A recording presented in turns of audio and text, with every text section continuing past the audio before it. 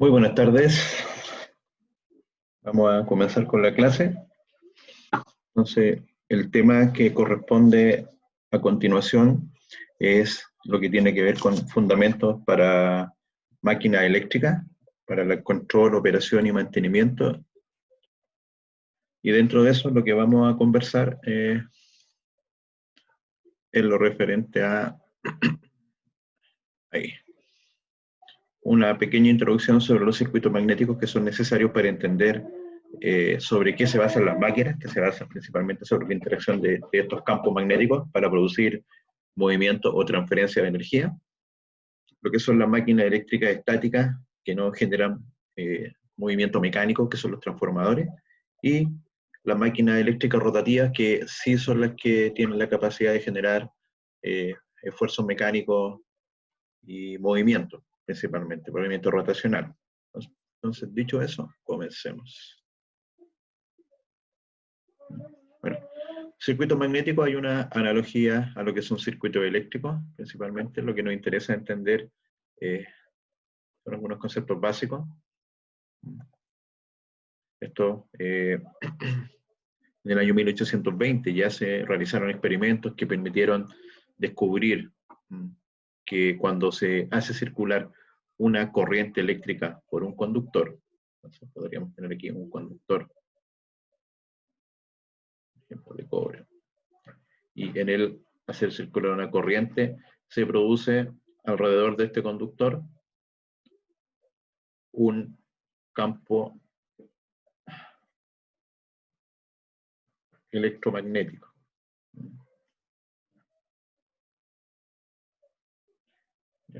Bueno, campo magnético, pero en este caso se le da el apellido de electromagnético por el producto o a razón de que es producto de la circulación de la corriente en él. Entonces, este es el principio básico, ¿ya?, que se utiliza tanto en lo que son los motores, lo que son los transformadores y lo que son todos los equipos eléctricos para generar transferencia de energía de un sistema a otro, ya sea de energía eléctrica o de energía eléctrica en energía mecánica. Entonces, básicamente lo que nos permite el electromagnetismo es poder generar campos magnéticos sobre los cuales tenemos cierto grado de control mediante el diseño de la bobina, la cantidad de vueltas que va a tener la bobina, o mediante la corriente que inyectamos en la bobina. Entonces, aquí ya empiezan a importar los materiales y las formas de estos campos, porque tenemos materiales que en forma natural tienen la capacidad de comportarse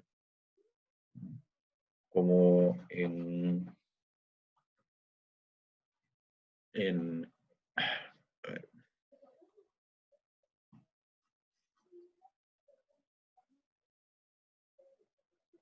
comportarse como un elemento almacenador de energía o como un elemento que modifica la energía, y dentro de eso vamos a tener lo que son, por un lado, los generadores y por otro lado, los motores. Entonces, el generador va a producir la electricidad a partir de un movimiento mecánico que se aplica a él mediante una turbina o un aerogenerador, básicamente mediante algún sistema mecánico que lo va a hacer girar, y eso se excita con un campo eléctrico de corriente continua, el que al girar y cortar los conductores presentes en el devanado fijo o en estator del generador, logra producir un voltaje. Entonces, tanto en motores como en generadores es necesario la presencia de campos para poder tener inducción.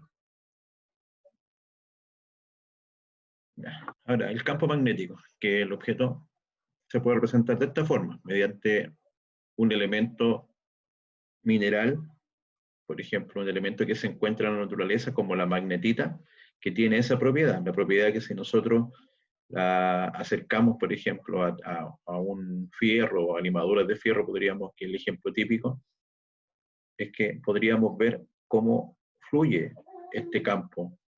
En este caso es un campo magnético, no electromagnético, porque este campo es producto en forma natural del material.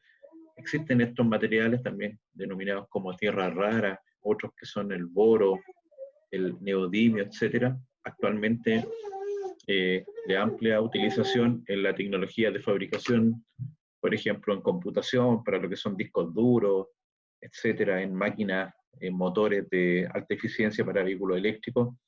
Se están empezando a utilizar estos elementos por las capacidades magnéticas que tienen. Ahora, en los motores industriales, todavía no, su impacto no es muy fuerte, y en los motores industriales, las máquinas industriales, seguimos usando los campos magnéticos producidos por la electricidad. O sea, seguimos trabajando desde el punto de vista de los campos electromagnéticos, como dije, donde estos campos que se generan y se crean van a depender de ciertos parámetros que vamos a ver a continuación. Entonces, esa es como la primera diferencia de un imán o un electroimán. El imán en forma natural, físicamente, tiene esta capacidad de generar un campo magnético y lo va a mantener en el tiempo siempre y cuando no se someta a una temperatura excesiva o no se golpee. Si se somete a esos procesos, va a ir perdiendo su capacidad de magnetización. Y en el caso de los electroimanes, nosotros logramos el mismo fenómeno, pero cuando por un conductor de cobre hacemos circular una corriente y le damos cierta geometría. Por lo tanto, podemos tener control sobre el fenómeno.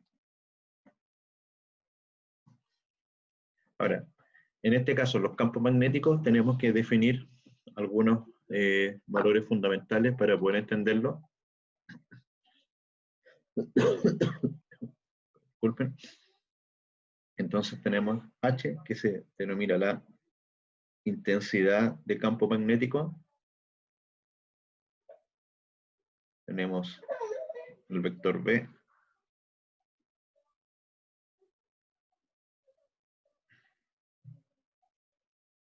Que es la intensidad del campo magnético, y tenemos la permeabilidad del medio en el que está circulando. Esto es relacionado a la forma como va a transportarse el campo magnético en los materiales. No todos los materiales tienen las mismas capacidades de poder conducir o de ser utilizados en lo que son circuitos magnéticos. En la gráfica que está a continuación se puede apreciar, por ejemplo, lo que son los llamados en los materiales ferromagnéticos y los no ferromagnéticos. Los ferromagnéticos vienen de, como dijimos al principio, en la capacidad de los electroimanes o de los elementos puros de atraer al fierro. En este caso tenemos materiales ferromagnéticos como podría ser industrialmente el acero especial, el acero con silicio, lo que se llama un acero silicoso, tiene ciertas capacidades y es el material predominante en las máquinas eléctricas.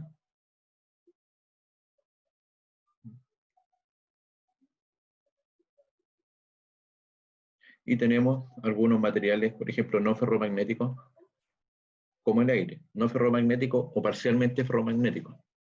Entonces, en los materiales ferromagnéticos hay una relación entre el dispositivo externo, típicamente la bobina, y el campo. Entonces, si se ve acá, vamos a tener la densidad, que en este caso es cantidad de campo dividido por metro cuadrado, versus la intensidad, que sería la corriente que estamos inyectando. Entonces, en otras palabras, nosotros aquí inyectamos una corriente por una cantidad de vueltas de cierta longitud de una bobina, y esa corriente que hacemos inyectar en esta bobina genera en un material que vamos a estar envolviendo esta bobina, que por él circule cierta cantidad de campo magnético por unidad de área. Eso es lo que no sé como la densidad en común cualquier proceso. Y en los materiales ferromagnéticos son aptos para eso, por lo que con una pequeña corriente se logra producir un gran campo magnético. O sea, podríamos decir que son unos buenos conductores magnéticos, o que son elementos que están diseñados y preparados para poder transmitir esta energía magnética. Por otro lado, los materiales que son no ferromagnéticos, en lo contrario, se requiere una gran corriente, y a pesar de una gran corriente, una gran cantidad de vueltas, etcétera, no se logra generar una densidad alta, por lo que no es útil. Los materiales en las máquinas eléctricas y en los sistemas eléctricos generalmente son de este tipo, obviamente ferromagnéticos, por lo que se busca es que se pueda producir un campo e inducir un campo magnético para generar movimiento en un motor o para generar traspaso de energía eléctrica en un transformador, y generalmente se trabajan con materiales que tienen estas curvas. Y adicionalmente dentro de esta curva, generalmente lo más alto posible dentro de la zona lineal, para con una corriente X producir el mayor flujo magnético, la mayor densidad de flujo magnético requerido. Eso nos permite una pequeña introducción de los conceptos interesantes: densidad, intensidad, material magnético, ferromagnético, material no ferromagnético. Voy a enviar el apunte por el chat.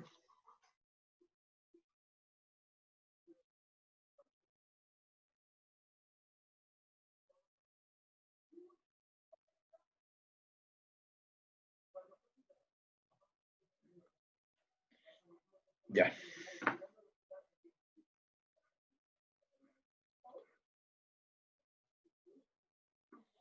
Entonces, en este caso, la capacidad de producir este fenómeno en los parámetros eléctricos, ya hablamos del concepto de inductancia de un elemento, particularmente de la bobina, y justamente la inductancia de una bobina va a ser la capacidad que tiene de poder generar estos campos magnéticos a través de una corriente que circule en ella, por lo que las bobinas eléctricamente se representan por la inductancia. Desde el punto de vista magnético, en los circuitos, y desde una resistencia del punto de vista del cobre. Entonces, esto representa el cobre en el circuito y esto representa la capacidad de esta bobina de generar un flujo magnético. Entonces van a ver que cuando veamos el modelo del transformador, vamos a ver que tiene en los modelos, en las representaciones, tanto resistencia como inductancia, representaciones del cobre y representaciones asociadas al flujo magnético. Ahora, los transformadores. Ahora sí, comenzamos con los primeros elementos, las primeras máquinas presentes. En este caso acá tenemos dos transformadores en esta presentación. El de la izquierda, un transformador de potencia. Ambos son de potencia, pero la principal diferencia es su sistema de refrigeración. Esta refrigeración en un aceite o en un líquido refrigerante. Y este es refrigerado, que se llama transformador seco, y es refrigerado por aire. Entonces tiene materiales de construcción distintos. Esto está construido, por ejemplo, con resina especial aislante, y esto, como se dijo, con un derivado, es un aceite derivado de petróleo o un aceite vegetal que tiene ciertas características. Entonces, eso es como una primera aproximación. Ambos son transformadores del tipo trifásico para el sistema eléctrico, y vamos a ver ahora unos pocos más de detalle al respecto.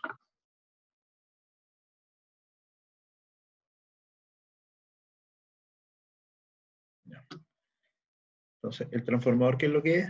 Básicamente es una máquina eléctrica que transforma, por un lado, ingresa en él energía eléctrica,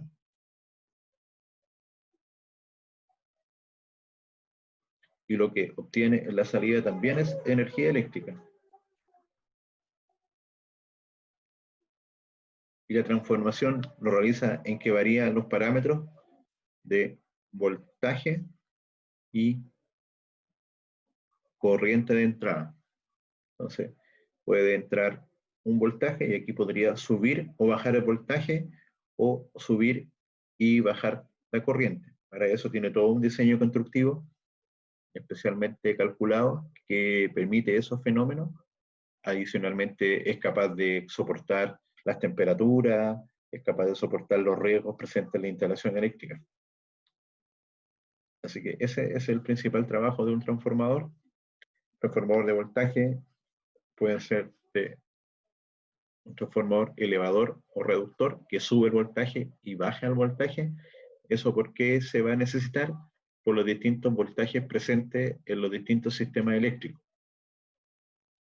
Y en el caso de la corriente es que si nosotros queremos, por ejemplo, tener menos pérdida por temperatura, lo que se hace ahí es aumentar el nivel de corriente,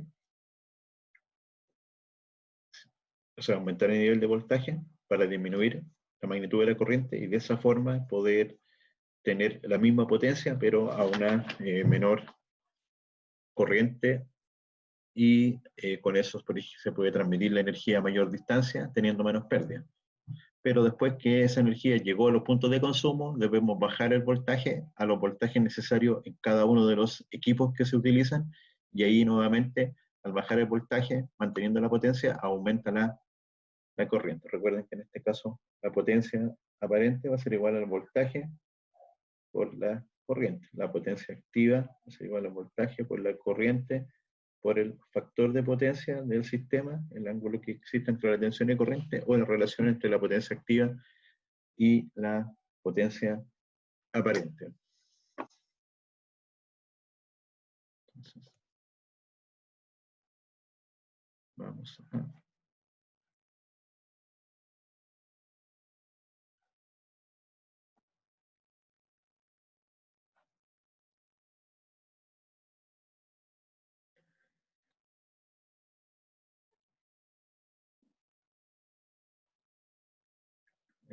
la minita aquí.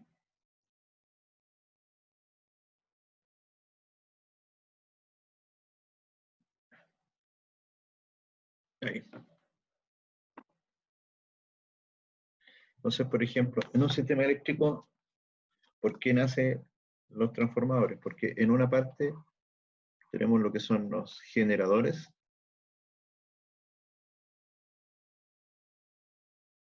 Los generadores producen electricidad, por ejemplo, en 13.800 volts, 13,8 kilovolts, y entre el generador y la industria que podría estar acá,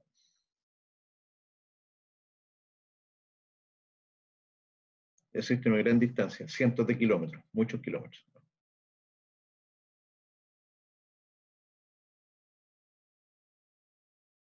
Entonces, lo que se hace en primera instancia es que desde el generador pasa por un transformador, que este es un transformador elevador, donde toma este voltaje de 13.800 volts y lo levanta a niveles de tensiones de 500.000 volts, 220.000 volts, 154.000 volts, 110.000 volts, que son voltajes para lo que se conoce como la transmisión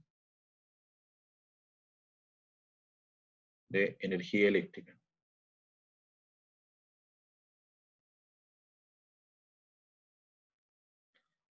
Entonces, aquí va la línea de transmisión principal, que muchos de ustedes la tienen que haber visto al circular por la carretera, esas grandes torres de alta tensión. Claro, como estos voltajes son de alta tensión, se requieren grandes estructuras que separen los conductores de cualquier punto posible de arco de cortocircuito y una distancia prudente a lo que está circundando la torre. Y lo que tiene esta capacidad de, al subir los voltajes a niveles tan altos, ¿ya? Lo que se hace, se puede transmitir mucha potencia, potencia para industrias completas, ciudades completas, regiones completas del país. Entonces, cuando la energía se transmite, posteriormente llega a otros transformadores, generalmente se conocen como las subestaciones. Bueno, esta también es una subestación, pero esta es una subestación elevadora, esta sería una de reducción. En esta subestación de reducción volvemos a niveles, por ejemplo, de 13,2, 13,8, 22 kilovolts, y acá se empieza lo que se conoce como la distribución. Dentro de una ciudad o una zona, una comuna. Y acá en esta distribución, ya en 13.002, seguimos extendiendo. Vamos a seguir aquí, la distribución es 13.002. Y todavía este voltaje es muy alto para el voltaje que nosotros utilizamos por los electrodomésticos en nuestras casas, por lo que el sistema cada cierto tiempo va instalando otro transformador, pero ahora esos 13.002 los baja a, serían 13.200 volts o 13.800 volts, que son las tensiones más usuales, lo baja a 400 volts en forma trifásica o 220 volts en forma monofásica. Nosotros habitualmente en nuestros hogares estamos conectados en la tensión de 220 volts, una fase, y lo que son motores del tipo trifásico requieren de una alimentación de 380, 400 volts trifásico, que es la alimentación estándar dentro de nuestro país. Ahora, las grandes industrias mineras son en consumo y en potencia equivalente a una ciudad, así que las grandes industrias mineras podrían estar aquí en esta subestación, podría tener un transformador propio, entonces llega, esto se conoce como una barra o un punto de distribución, y podría tener un transformador propio, y en la industria minera se conectan en estos niveles de tensión, en los niveles de alta tensión o extra alta tensión, generalmente en 110 o 220 kilovolts,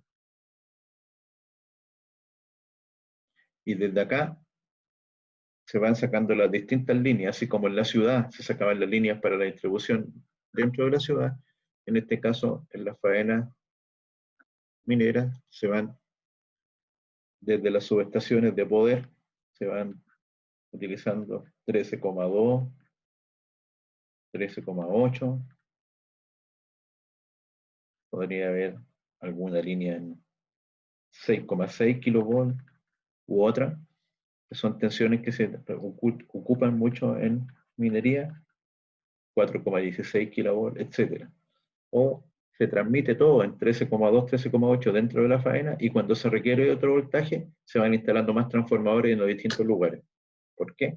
Porque por lo complejo y lo grande que son los lugares geográficos a cubrir y las distribuciones de energía en cada punto distinto, es que en una faena te encuentran decenas hasta centenas de transformadores instalados para ir transmitiendo la energía o distribuyéndola, en este caso, dentro de la industria, distribuyéndola a los distintos lugares que se requiere para el consumo. Entonces aquí, esto sería dentro de una ciudad, y esto de acá sería dentro de una industria. Entonces ahí es que en los distintos tipos de sistemas eléctricos vamos a encontrar distintos tipos de transformadores. Ya, como les decía, los generadores, el trabajo es levantar el voltaje para transmitir la energía, para disminuir las pérdidas. En distribución se sigue distribuyendo la energía, transmitiendo, pero en distancias más cortas, entonces no es necesario subir tanto el voltaje, porque eso hace que los equipos sean muy caros y muy voluminosos, de un tamaño muy grande, entonces se va a hacer complicado la instalación, y desde el punto de vista de seguridad, entonces se trabaja con un voltaje que dé cierto grado de seguridad y que no sea muy costoso para el sistema. Y generalmente 13.200, 13.800 cumple con ese aspecto. Entonces, si se fijan, si requerimos alimentar algún equipo eléctrico, algún motor, etcétera, a algún voltaje, es que vamos a tener que tener un transformador asociado e indicado para, para esos efectos. Consulta, por favor.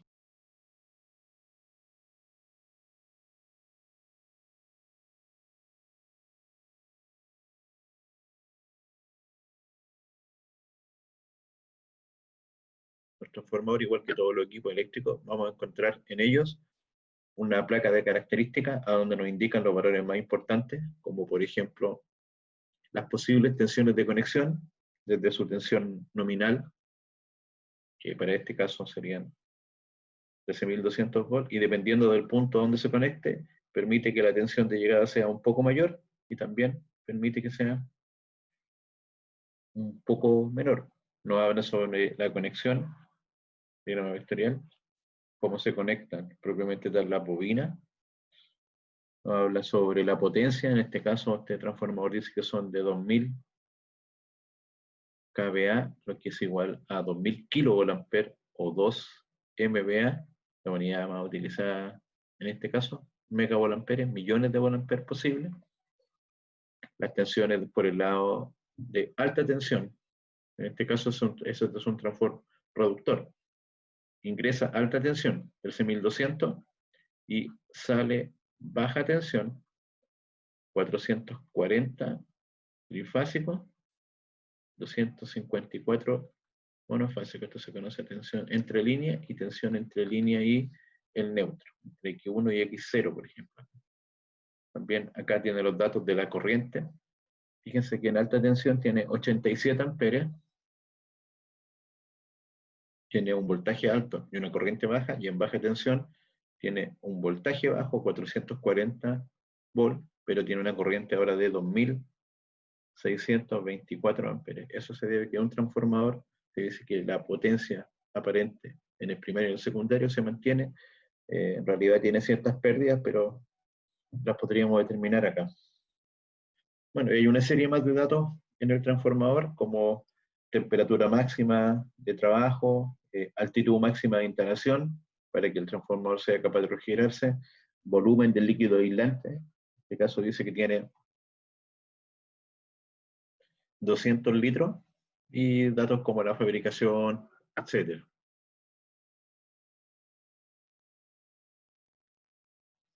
Ahora vamos a ver los conceptos de potencia y relación de transformación. Entonces, como les dije, el transformador se va a encargar de, digamos, tomar energía eléctrica de un punto y llevarla al otro. Estos se conocen como las bobinas, o el primario, y el otro lado es el secundario, tomando como primario el punto que está conectado a la red.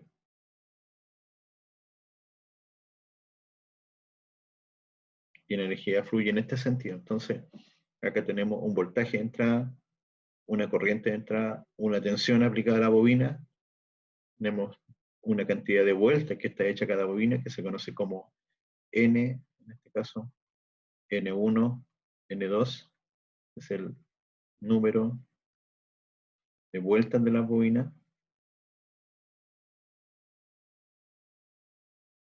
Lo mismo, pero en este caso el N1 corresponde al primario y el N2 al secundario.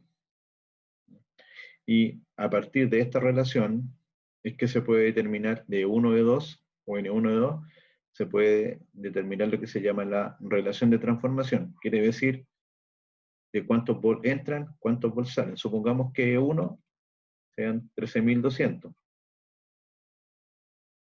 y que E2 sean 400, que es un voltaje relativamente típico en los transformadores. Por lo que si desarrollamos esa división,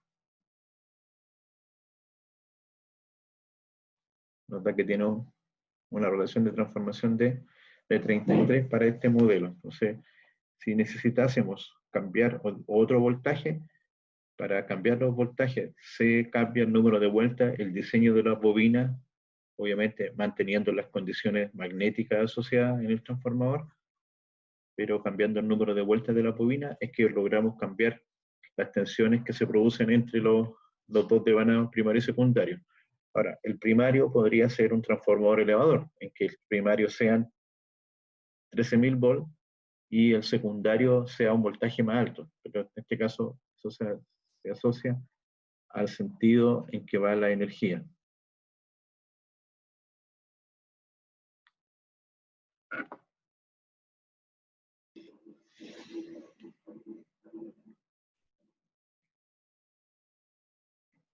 Ya. Ahora, bueno, esta representación nos permite entender un poco, nos demuestra cómo influye la relación de vuelta con lo que son los voltajes, y desde el punto de vista del circuito interno, la representación ya más compleja presenta el transformador desde este punto de vista. Esta es una primera aproximación del transformador. Y en este circuito equivalente aproximado, el transformador se divide en dos partes. Esta que está en rojo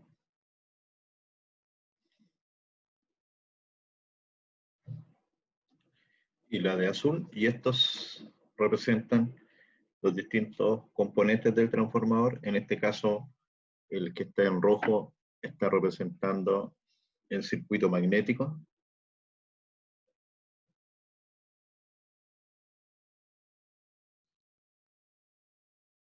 El que está en azul, digamos, las bobinas, circuito magnético, el fierro principalmente.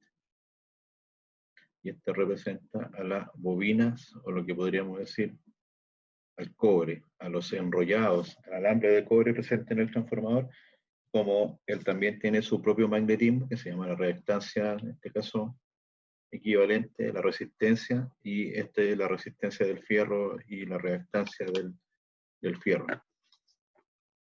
Ahora, para poder terminar ese ensayo, o sea, de este circuito vamos a ver más adelante lo que se utiliza. Ahora, los transformadores son máquinas muy eficientes desde el punto de vista de la energía que ingresa y la energía que sale, como en cualquier sistema, lo que vamos a ver después, por ejemplo, en los motores, etcétera, es que aquí tendríamos el transformador, tendremos una potencia que ingresa,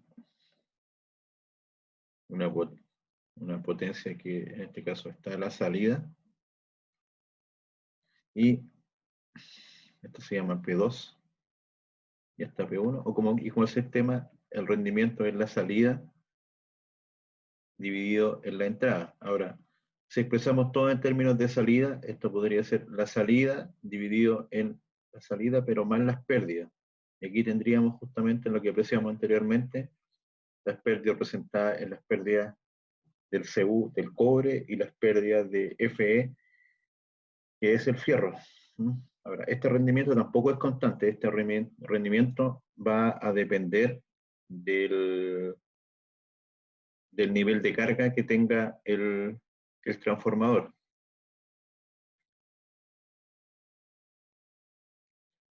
Y mientras más alto el rendimiento va a ser cuando el transformador tenga una relación interna de potencia cercana a 1, o sea que su factor de potencia, la relación entre la potencia activa y la potencia aparente, sea lo más posible. En ese momento las pérdidas del circuito anterior van a ser las menores, y en ese momento es que el transformador va a tener su máxima eficiencia.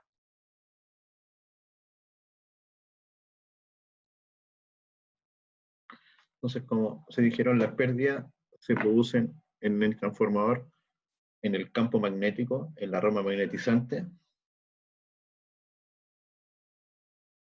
que se denomina las pérdidas del núcleo, y de la circulación de corriente tanto por el devanado primario como por el secundario bajo carga, que serían esas que están ahí, y estas serían las pérdidas del núcleo. La suma de esas tres pérdidas es lo que hace que la potencia de salida sea menor que la potencia de entrada, o que la potencia de salida más las pérdidas sea igual a la potencia de entrada, y de ahí el concepto de rendimiento que vimos anteriormente. Ahora, en la práctica, o cuando se estudian desde el punto de vista eléctrico los transformadores, se pueden determinar todos estos parámetros para conocer las pérdidas del transformador y cómo se va a comportar. Para eso se hacen dos ensayos, uno que se llama ensayo de vacío y el otro que se llama ensayo de cortocircuito, que tienen como objeto determinar cómo se comporta un transformador sin carga. Cuando está en vacío, en el secundario no hay nada conectado, por lo tanto solo está conectado a la red del primario. Hay un flujo magnético, pero la corriente aquí es cero. Y en ensayo de cortocircuito se conecta a la red, pero con un voltaje reducido. Y se hace que la corriente se hace un cortocircuito en el secundario, pero se hace que la corriente sea igual a la corriente máxima permitida.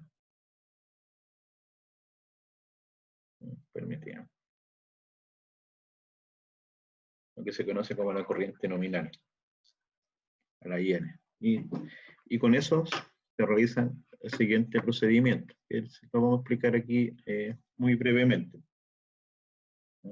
Entonces, el ensayo de vacío lo que nos permite desarrollar y calcular es justamente lo que se está mostrando acá, que es la rama que en este circuito equivalente desarrolla el magnetismo, la rama equivalente de magnetización. Estos parámetros se determinan del circuito de vacío y los otros parámetros, que los voy a marcar acá en rojo,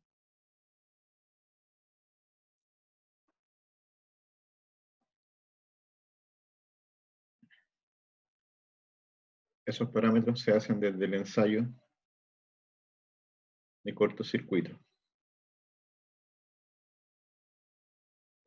Este de acá, desde el ensayo de vacío. Pero ¿cómo se hace nuestro ensayo? Es bastante simple.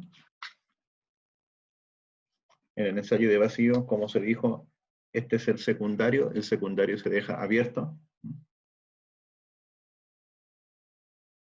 O sea, la corriente es 0 y el voltaje es máximo o nominal de trabajo. Y bajo estas condiciones se sube el voltaje hasta que llega aquí el voltaje nominal y se mide en el primario la potencia activa, se mide los watts que consume, se mide el voltaje y se mide la corriente. Y con esos datos que están ahí, estos serían, por ejemplo, ese voltaje, esa corriente, y el resultado es, entonces, a partir de eso se determina el ángulo que estaría acá. El ángulo que hay entre esos dos, y con eso, del ángulo se puede determinar las corrientes que pasan por los componentes resistivos e inductivos, y por lo tanto, a partir de ahí, dividiendo el voltaje por esa corriente, la resistencia de cada uno de los elementos presentes en el circuito.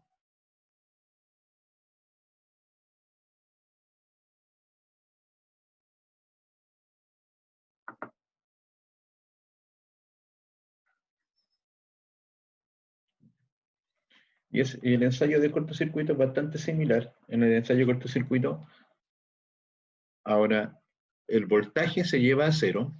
Si se fijan aquí hay un cortocircuito, así que el voltaje va a ser cercano a 0 y la corriente se lleva al valor máximo o nominal. Y bajo esas consideraciones, de nuevo, en el primario se mide voltaje, se mide corriente y se mide potencia. Y a partir de esos mismos datos, en el caso anterior, ¿se recuerdan? Esto estaba abierto y lo que teníamos era voltaje máximo, corriente 0. Y ahora en el ensayo de cortocircuito esto está cerrado. Voltaje 0 o tendiente a 0, porque va a depender de la resistencia del conductor, pero idealmente 0. Y la corriente en el valor nominal.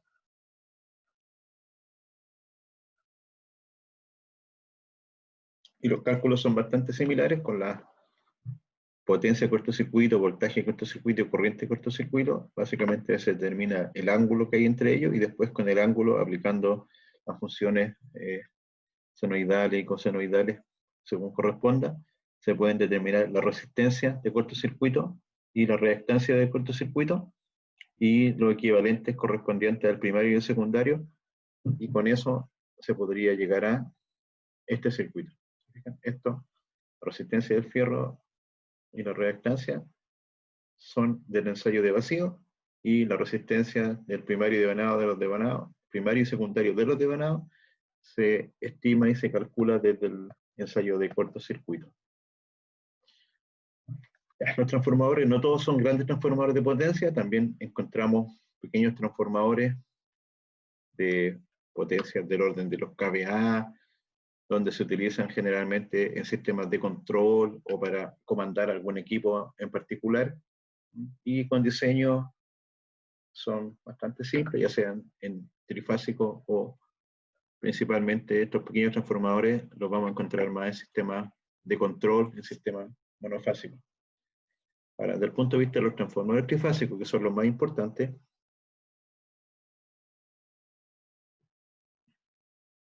es que nos vamos a encontrar con transformadores que los vamos a ver de esta forma. Este es un transformador. Tenemos acá enumeradas las distintas piezas o partes constituyentes desde el punto de vista externo. Adicionalmente vamos a ver en la siguiente lámina lo que son las piezas o las partes constituyentes internas.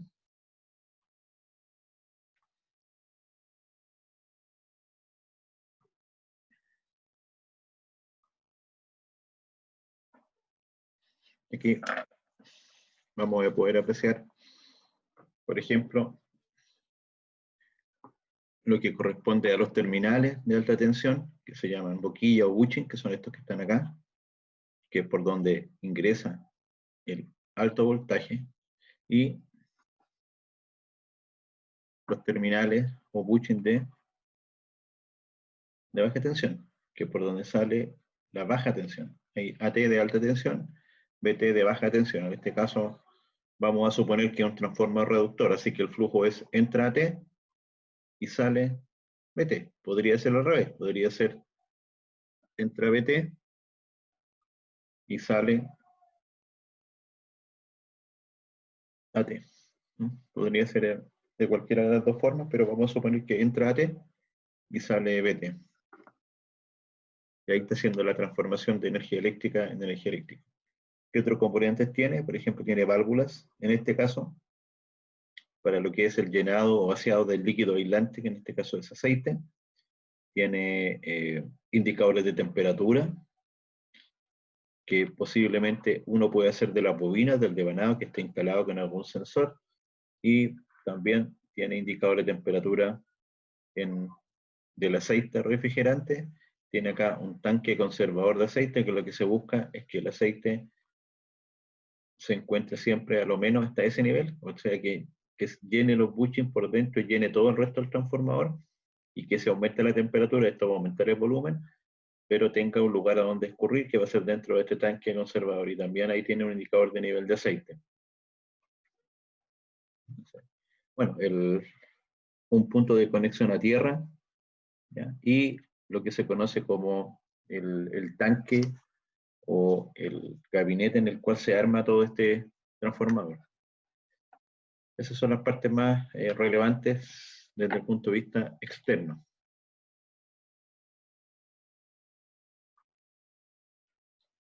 Si lo vemos internamente, lo que nos vamos a encontrar es con esto. Nos vamos a encontrar con un núcleo de un material magnético, que es este que está aquí. Todo eso es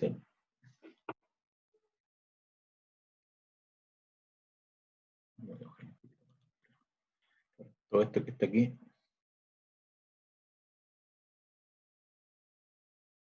es el núcleo magnético. Este núcleo está armado por lo que se conoce como las columnas, que serían en este caso estas tres columnas, que van amarradas a la culata, la E y la I. Y sobre cada una de estas columnas se colocan materiales aislantes para que no vaya a haber un cortocircuito. Y sobre este material aislante se colocan las bobinas. Como es trifásico, cada uno de estos corresponde a una fase. Fase 1, la fase 2 y la fase 3. Y en la fase 1, sobre el núcleo, se coloca el primer devanado, que en este caso es el de BT.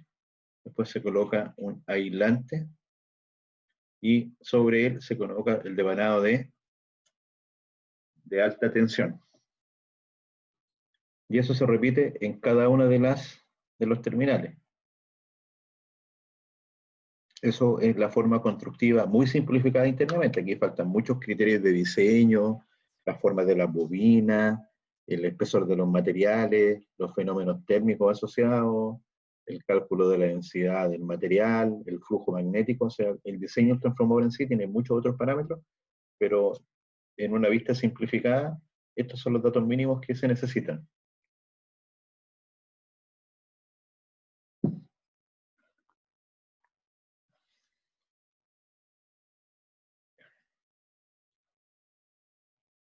Ahora, Los transformadores trifásicos se pueden conectar de distintas formas, según lo que queramos, lo que necesitemos usar. Podríamos tener, como es trifásico, tenemos los 3 grupos de bobinas, y si estos 3 grupos de bobinas los conectamos en un punto, entonces aquí podría venir ingresando a la red, y acá ABC salir hacia la carga, y conectamos un punto de las bobinas entre sí, y en este caso, al conectar un punto, se conoce como esta conexión, queda así, ese punto común se llama N, y esta se conoce como la conexión estrella. También la van a encontrar así, por ejemplo, dibujada. Que es lo mismo, hay un punto común, y estas son las entradas correspondientes.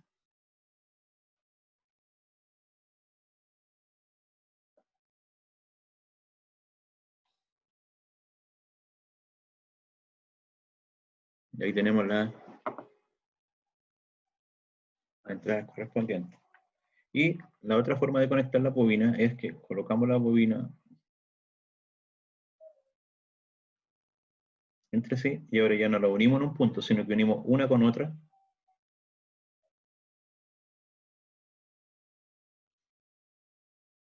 Unimos. Y esta se conoce como conexión delta o también triángulo.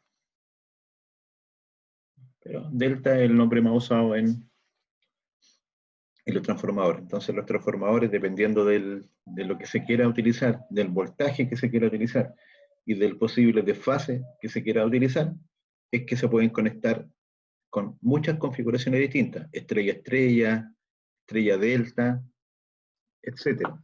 Ahora, ¿para qué es eso? Bueno, tiene algunos usos especiales para, como les digo, generar distintas tensiones a partir de las relaciones de transformación, o generar distintos desfases para algún equipo en particular, o para facilitar lo que es la transmisión de potencia en 2 sistemas que tienen el mismo valor efectivo, por ejemplo.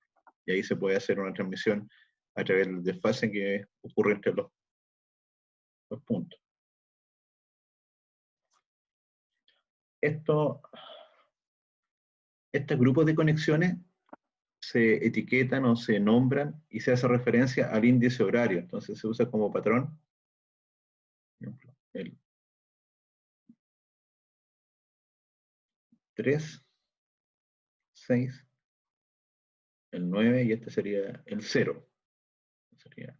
Entonces, por ejemplo, si al conectarlo las tensiones del primario y el secundario coinciden, como por ejemplo en este caso, se dice que el A mayúscula, que es el primario, con el A minúscula, que está en el secundario, están en fase.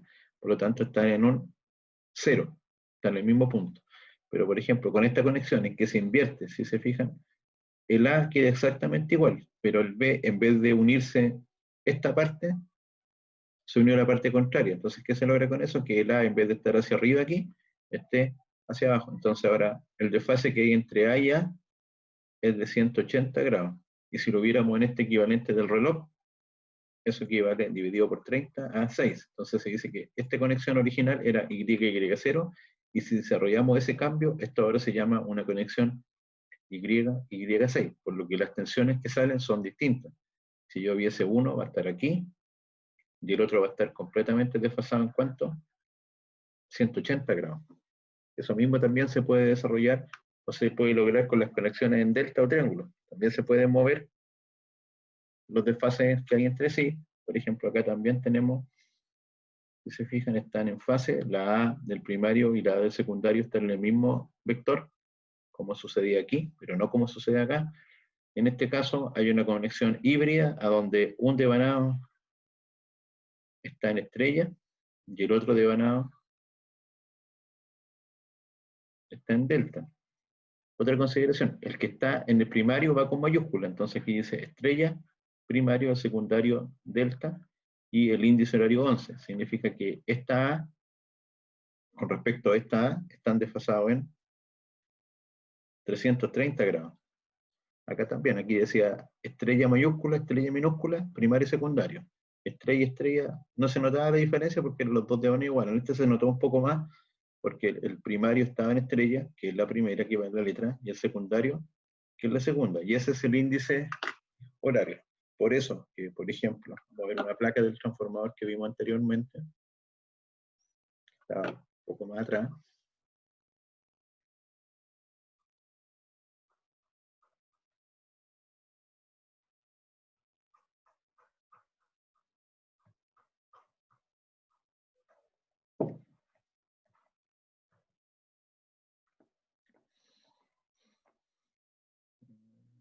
Bueno, aquí nos indica el diagrama fasorial, y si se fija podríamos ver qué pasa entre los terminales, por ejemplo, entre H1 y H1 por el lado de AT y por el lado de BT.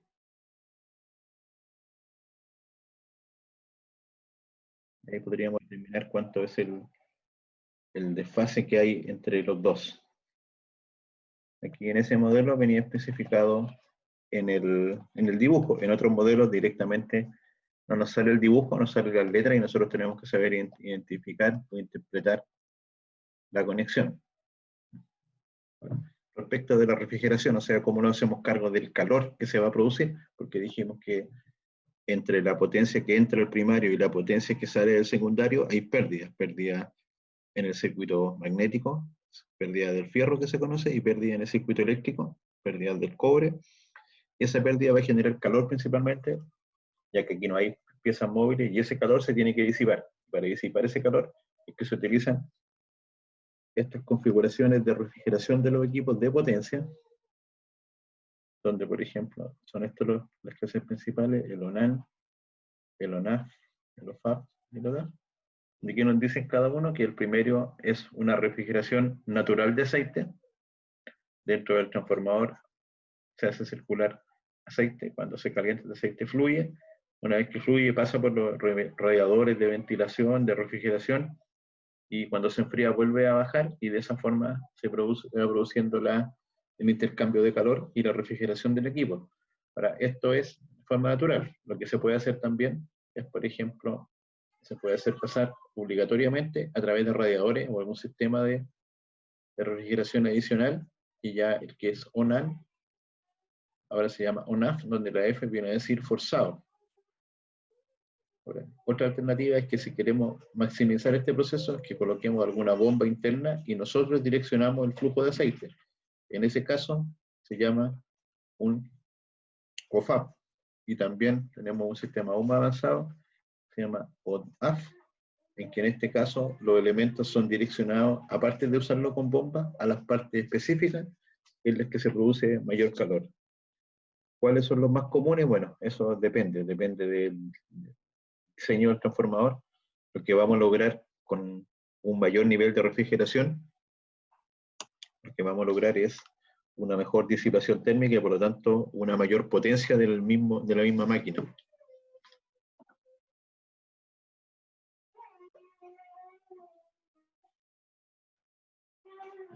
Bueno, en algunos casos se pueden utilizar conexiones en paralelo, que significa que dos transformadores suministren la misma energía. A eso va a requerir que se cumplan ciertas condiciones de los transformadores, como por ejemplo que sean de los mismos voltajes, que tengan las mismas relaciones de transformación, así que los vamos a conectar en paralelo a la misma barra, y adicionalmente también que tengan el mismo desfase angular. Por lo tanto, que sea, por ejemplo, como habíamos dicho, no podríamos mezclar transformadores de este estilo.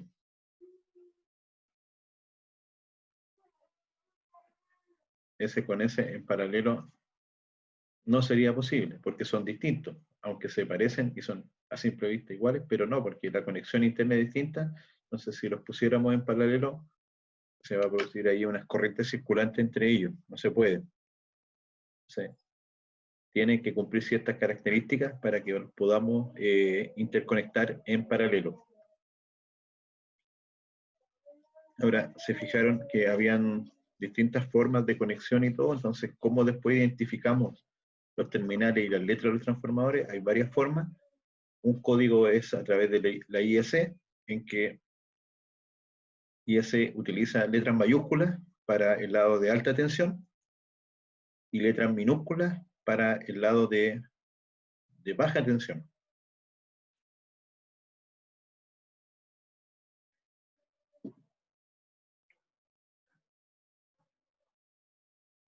Y una propia bobina también se puede identificar cuando son sistemas trifásicos, como estaban acá. Vamos a ver algunos. Aquí. Aquí estábamos usando, por ejemplo, la A mayúscula, aquí mejor, A mayúscula y A minúscula para lo que son los terminales, tanto del lado de alta tensión, mayúscula, como del lado de baja tensión, minúscula. También se podrían usar apóstrofes si nosotros quisiéramos adicionalmente indicar, por ejemplo, ese punto de ahí sería A', B' y C'. En este caso lo que tendríamos que hacer para armar esa conexión es unir A con B con C. Lo unimos y alimentamos por ABC. Pero en este otro caso es al revés. Aquí A con B y con C lo unimos y salimos por A', B' y C'. Y con eso logramos cambiar que en vez de la corriente salga en un sentido, sale en otro y un desfase de exacto al anterior, 180 grados. Para poder hacer eso es que tenemos que tener los terminales bien etiquetados. Las formas de etiquetar los terminales van a depender si es un transformador o sea, trifásico o monofásico. En el caso particular, en Chile, más que utilizar la A y la X, lo que se utiliza es la H y la X. O sea, la A mayúscula y minúscula.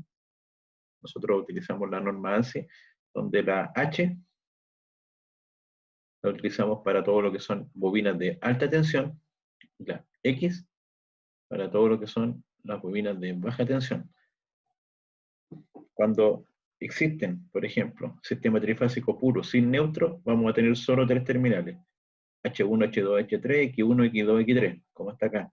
Pero, por ejemplo, cuando uno de ellos tiene neutro, en este caso el de alta tensión, porque está en mayúscula y tiene neutro, este sería el H0, pasa a ser el neutro. Y esto sería equivalente a que tuviésemos ahí una bobina. Y eso sería el neutro. Esta podría ser H1, H2 y H3. Ahora, ¿cuál corresponde? Bueno, eso va a depender del grupo de conexiones que queramos montar. Por regla general, cuando nosotros miramos un transformador, al lado izquierdo de nosotros, ya sea que tenga 4 terminales en baja tensión o 4 terminales en alta tensión, al lado izquierdo, mirándolo desde el lado de baja tensión, siempre tiene que ir el terminal de neutro. Eso también está en la norma. La norma siempre nos pide que el terminal que está a la izquierda, mirado de baja tensión, en ese punto van los terminales neutros. Si se fijan en este transformador de acá, que es estrella-estrella, tenemos el neutro de baja tensión. Vamos a hacer este. Y acá tenemos el neutro de alta tensión. Y en este caso serían esos puntos. AT, ese punto de aquí, es el de el DBT. Ya, con ese gran pequeño repaso, estamos en condiciones de comenzar ya la próxima sesión con lo que son las máquinas eléctricas